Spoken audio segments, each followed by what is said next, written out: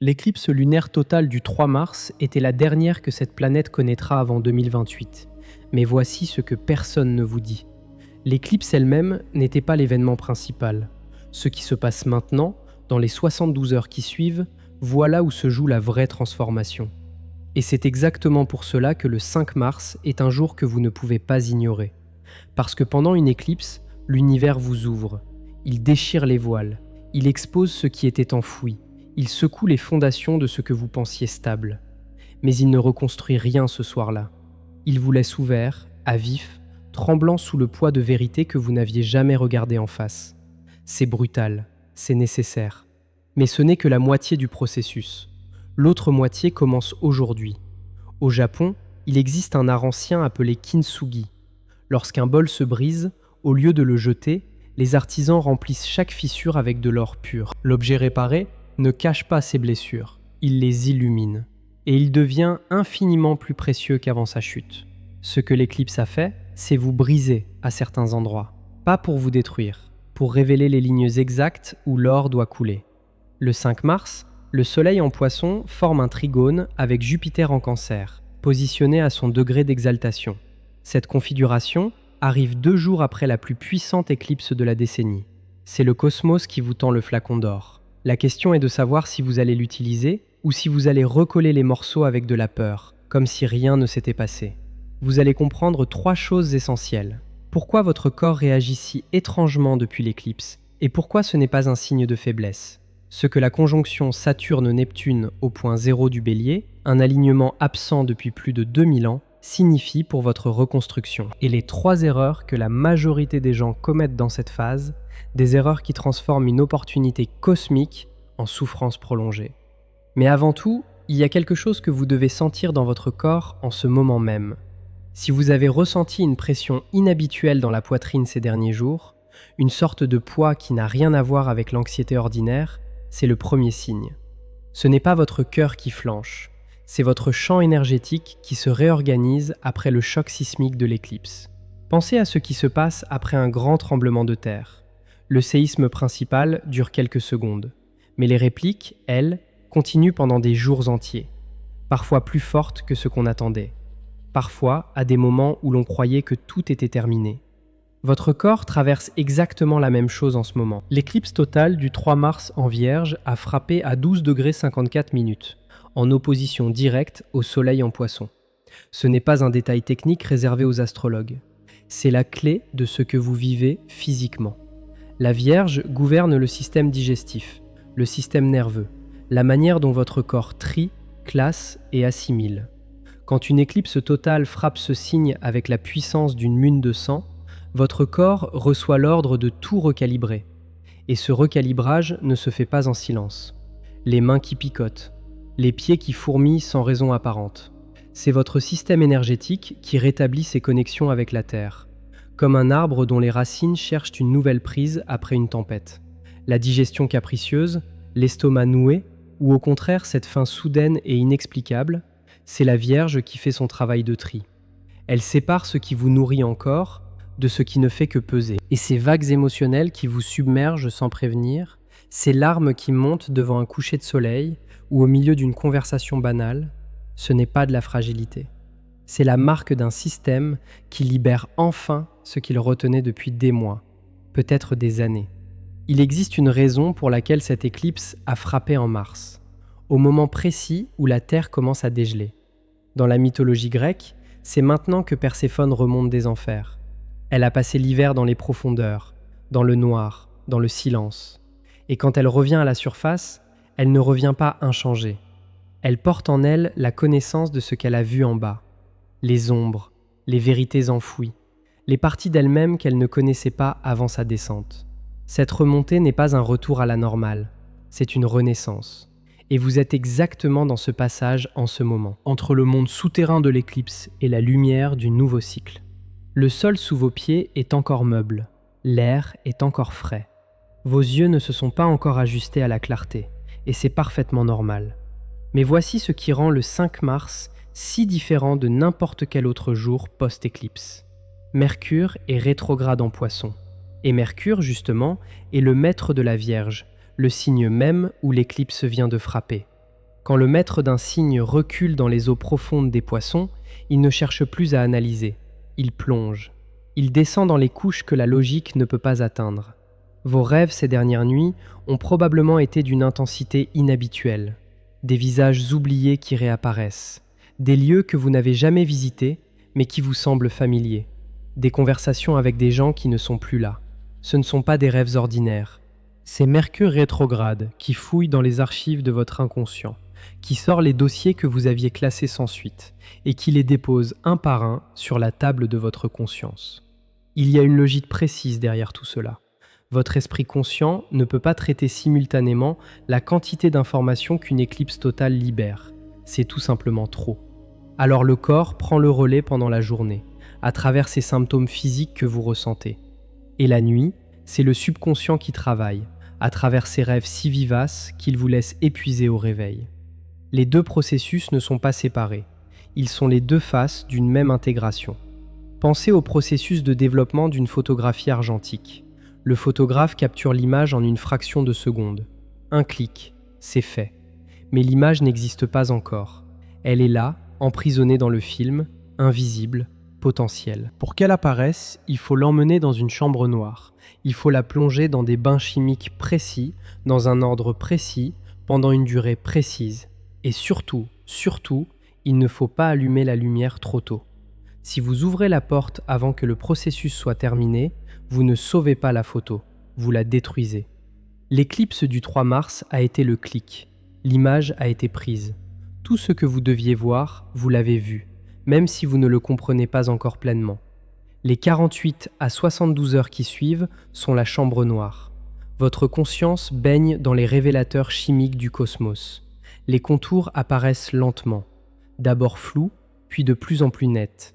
Un visage, une situation, une vérité que vous portiez sans le savoir. Et la plus grande erreur que vous puissiez commettre en ce moment est d'allumer la lumière trop tôt. De vouloir comprendre immédiatement, de forcer des décisions, de tirer des conclusions définitives sur des révélations qui n'ont pas encore fini de se développer. C'est la première des 3 erreurs dont je vous ai parlé, l'erreur de la précipitation. Et elle est d'autant plus tentante que la conjonction Saturne-Neptune au point 0 du Bélier, qui s'est formée exactement le 20 février, est encore pleinement active.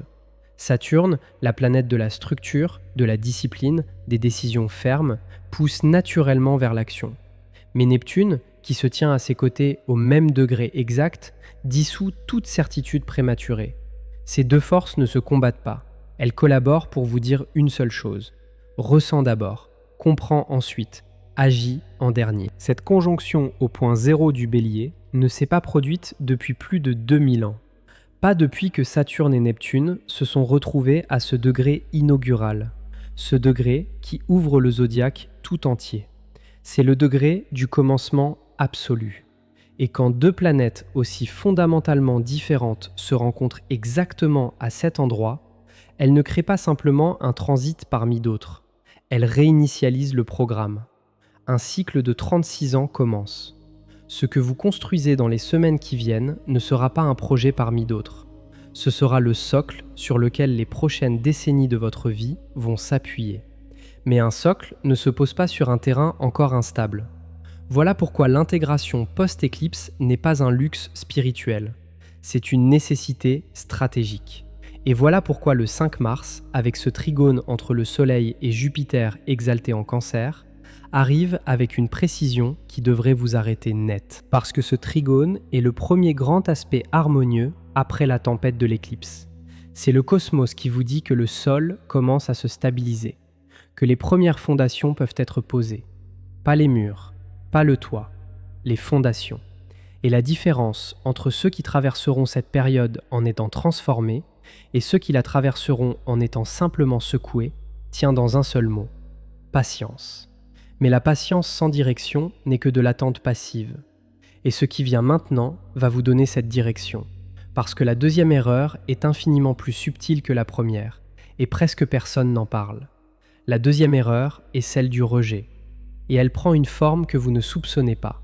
Après une éclipse de cette magnitude, quelque chose d'étrange se produit. Les gens commencent à nier ce qu'ils ont ressenti. Pas consciemment, pas volontairement, mais le mental, Cette machine de protection extraordinaire se met en marche et murmure des phrases comme celle-ci. Ce n'était qu'un mauvais moment. J'étais fatigué, c'est tout. Je me suis laissé emporter par l'émotion. Et en quelques heures, cette vérité qui avait traversé votre armure comme une lame de lumière se retrouve à nouveau enfermée derrière des couches de rationalisation. C'est exactement ce que cette conjonction historique vous demande de ne pas faire. Saturne construit, Neptune dissout. Et ensemble, à ce degré inaugural du zodiaque, ils vous disent que la seule construction viable est celle qui commence par accepter la dissolution de l'ancien. Vous ne pouvez pas bâtir un nouveau grand cycle sur les fondations d'un mensonge que vous vous racontez à vous-même. La vérité que l'éclipse vous a montrée, même si elle fait mal, même si elle remet en cause des choix que vous défendiez depuis des années, cette vérité est le terrain sur lequel votre avenir veut s'enraciner. Peut-être que cette vérité concerne une relation que vous maintenez en vie par habitude plutôt que par amour. Peut-être qu'elle touche un travail qui vous sécurise financièrement, mais qui consume votre vitalité un peu plus chaque jour.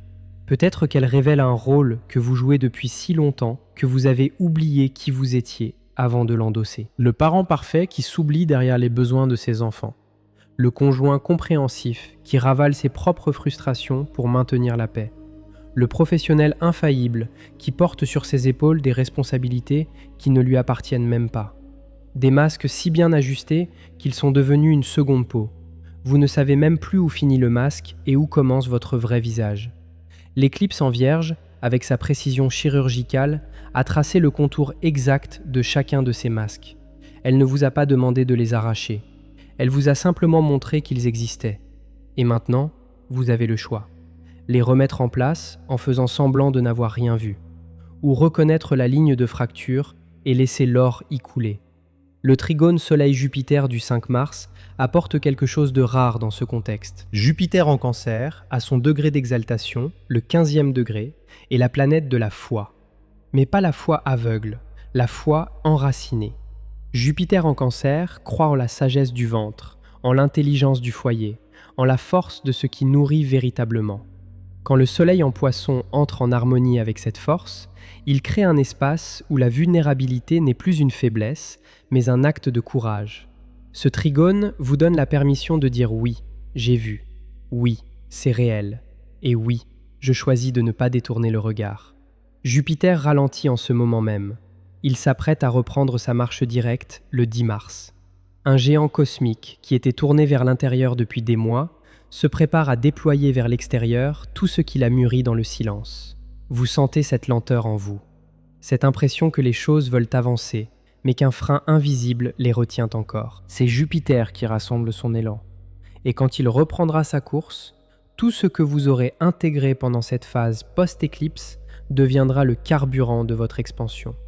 Mais il y a une condition. Et c'est là qu'intervient la troisième erreur, la plus dangereuse des trois. L'erreur de la substitution. Quand quelque chose se brise dans votre vie, quand une illusion tombe, quand un vide se crée, l'instinct humain le plus puissant n'est pas la douleur, c'est l'urgence de remplir. Immédiatement.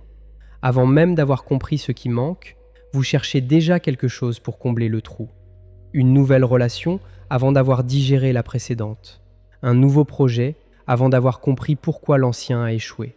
Une nouvelle croyance spirituelle avant d'avoir fait le deuil de celle qui vient de s'effondrer. Vous prenez le premier matériau disponible et vous colmatez. Et pendant quelques semaines, ça tient. Mais le matériau n'était pas le bon. La fissure réapparaît, plus large qu'avant. Imaginez un vigneron en Bourgogne après les vendanges. Le raisin a été pressé, le jus coule dans les cuves, et maintenant, il doit attendre. La fermentation est un processus silencieux, presque invisible. Des bulles minuscules remontent à la surface.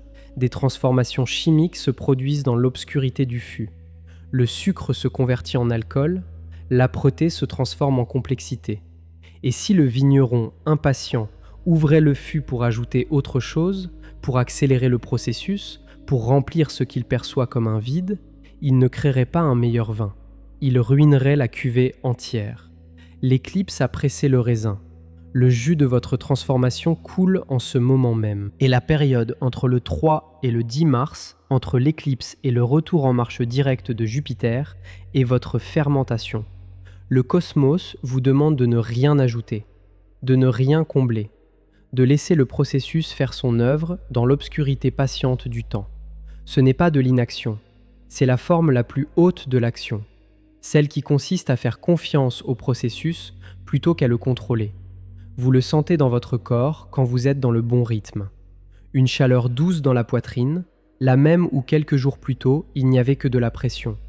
Des moments de clarté fugace, comme un rayon de soleil à travers les nuages, qui disparaît aussitôt, mais vous laisse avec la certitude qu'il reviendra.